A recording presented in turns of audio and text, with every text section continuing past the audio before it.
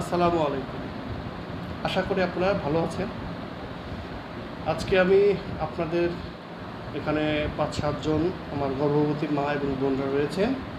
আপনাদের উদ্দেশ্যে মাত্র ১ মিনিট কথা বলবো। আশা করি আপনারা মনোযোগ সহকারে শুনবেন। গর্ভকালীন সময়ে প্রসব পূর্ব, প্রসব পরবর্তী মায়ের যে কোনো বিপদচিহ্ন দেখা দিলে দ্রুত হাসপাতালে যেতে হবে। সেটাকে আমরা বলি একজন মায়ের ৫টি বিপদচিহ্ন।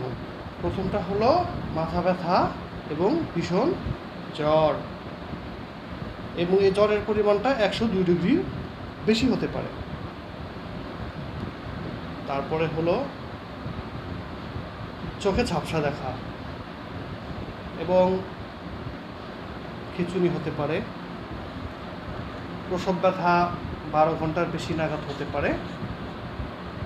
গর্ভাবস্থায় রক্তস্রাব হতে পারে। ৩ হলো আপনার বিলম্বিত প্রসব হতে পারে কারো।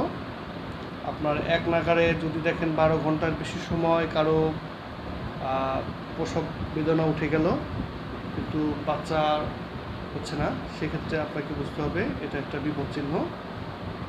অথবা আপনার বাচ্চার অন্য কোনো অঙ্গ প্রত্যঙ্গ বের হওয়া, মাথা ছাড়া অন্য কোনো অঙ্গ প্রত্যঙ্গ বের হতে পারে। সেক্ষেত্রে আপনারা দ্রুত তার সাথে দেরি না করে অতি দ্রুত হাসপাতালে চলে যাবেন। আশা করি আমি বোঝাতে পেরেছি। লাল বাটনে ক্লিক করুন।